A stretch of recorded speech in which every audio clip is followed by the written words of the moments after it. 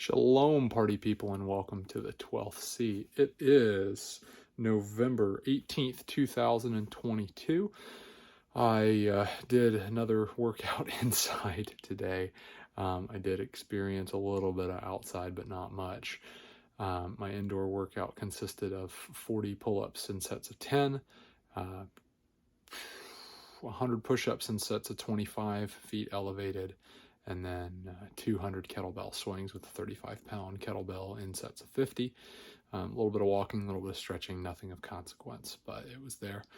On the upswing from being sick, and that's just part of it. I do feel a lot better, although this morning that was not the case. And then just been kind of trucking along. Some of this, some of that. Continued reading in the book of Matthew, finished out from Matthew 21 through Mark 2. Continue reading in Jocko Willink's book, Extreme Ownership.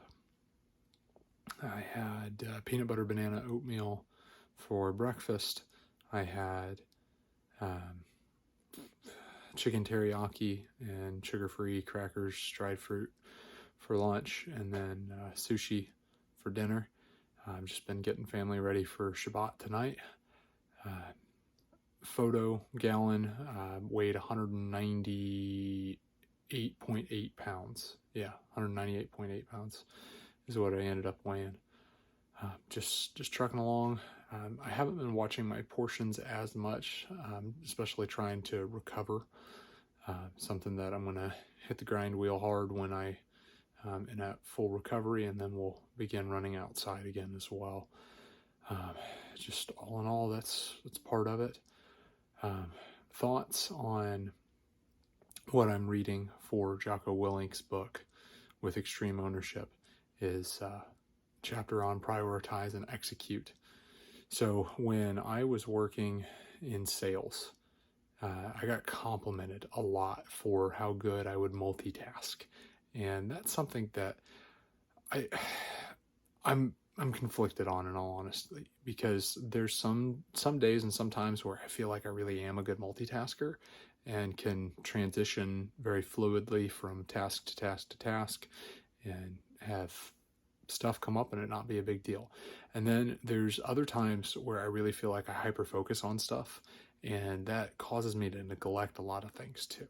So what I like about the concept of prioritize and execute is the admission of, hey, there is more on my plate than I am able to do. And we're going to look at what is the most important thing to get done and do it.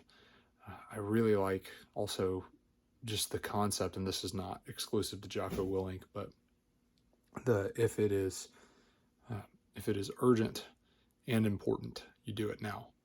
If it is not important and not urgent, why are we concerned about it? If it is important but not urgent, then we schedule it. And if it is urgent but not important, then we outsource it. And I like that. I like that idea. It's something that I have heard before. That is not something that is directly talked about in this book, but I like the idea of you have that matrix of what's important and what's urgent. And if it's both, do it now. So that tends to clarify what is a priority. And obviously there are certain things that need to be higher priorities than others. And then there's other things that it's just like, hey, we need to get this done, but it's not that important. Or, hey, this is important, but it doesn't have a huge timeline. We need to put this on the schedule. And then there's other things that is like, this ain't important, and this is not a pressing matter, so why are we even worried about this? So those are my thoughts, and I am super rambly, so we're just going to cut this one short.